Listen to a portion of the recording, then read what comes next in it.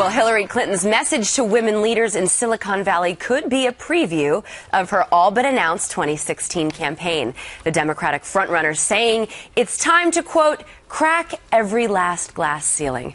In a sharp contrast to the last time she ran for president, Clinton is embracing the gender issue, peppering her remarks at yesterday's summit, as she has in recent weeks, with references to gender and economic inequality in America and her vision for America if she, wink, wink, decides to run for president as a grandma to a baby girl. So many big issues that we have to deal with that unless we really can come together and have a national conversation about those issues, we're not going to make the progress we make. And there are a lot of things that I would love to see our country do. I'd like to bring people from right, left, red, blue, get them into a nice, warm, purple space where everybody is talking.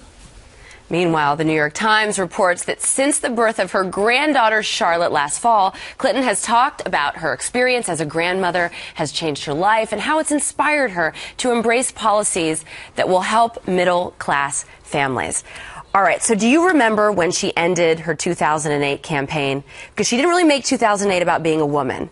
But the first thing I thought of this morning when I heard that soundbite from Hillary was the last time we heard her give a big political speech when she conceded in 2008, that was the infamous 18 million cracks in the ceiling speech that she was teeing up for this particular presidential run. Yeah. Take a listen. Although we weren't able to shatter that hardest glass ceiling this time, thanks to you, it's got about 18 million cracks in it. And the light is shining through like never before, filling us all with the hope and the sure knowledge that the path will be a little easier next time.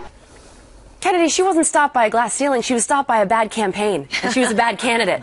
Yeah, those tend to hurt, no matter what kind of house you live in, especially when you're running for president. I wonder if, because you know how quarterbacks and coaches get bonuses for winning the Super Bowl? Yeah. Did she give Chelsea a bonus for having a baby?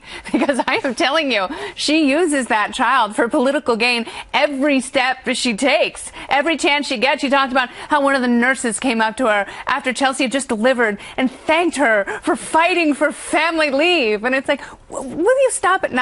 Like, yeah, I'll give you that you're probably a more sensitive person. Babies tend to soften the edges, and that's a wonderful thing. But should we start a conspiracy that they did gender selection to tee up a girl so that she could be... I'm just kidding, liberal blogs. What do you think about that, Harris? You know, it's interesting.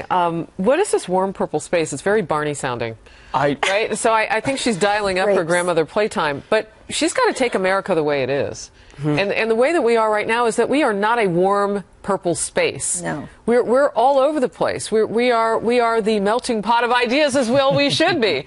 So I'm curious to know what is this place she wants to take us to? What is it going to look like? Well, if it looks like it does when she was in the Senate, it's not a very good place. So you remember we talked about Patricia Arquette's comments on equal pay. Well, Hillary Clinton also weighed in on that. Take a listen. Up and down the ladder, many women are paid less for the same work, which is why I think we all cheered at Patricia Arquette's speech at the Oscars, because she's right. It's time to have wage equality once and for all. Except in your own office, Hillary. Yes, that's right, just like the White House, Pete. According to a report, her Senate staffers as females were only paid 72 cents on the dollar to the male. So Hillary Clinton isn't worried about a glass ceiling. She's her own one-woman glass floor to other women out there. You can't escape the hypocrisy ever on so many of these things. I ran this topic by my wife, and she said, regardless of what you say about it, so many women are clamoring for that symbol, whether across the country, and that is her narrative. You've got a 100% name ID with a ton of money, and the only thing Hillary Clinton hasn't had from the beginning is a reason to run, a narrative. It hasn't been her experience or her time as Secretary of State. She's flown around a lot but didn't accomplish a lot. Being a woman and being the first female president is her main rationale, and she's going to keep rolling it out and dare the Republicans to look sexist or look anti-women in their response. Stacey, do you think it's a compelling argument to women out there? No. She's a hypocrite. And I love how she talks about the middle class when she's never been a part of the middle class, ever. I mean, you know, they've been living of having a multi-million-dollar lifestyle, you know, with their foundation, right, that they get around taxes with. Meanwhile, she says that, you know, women should be paid equally.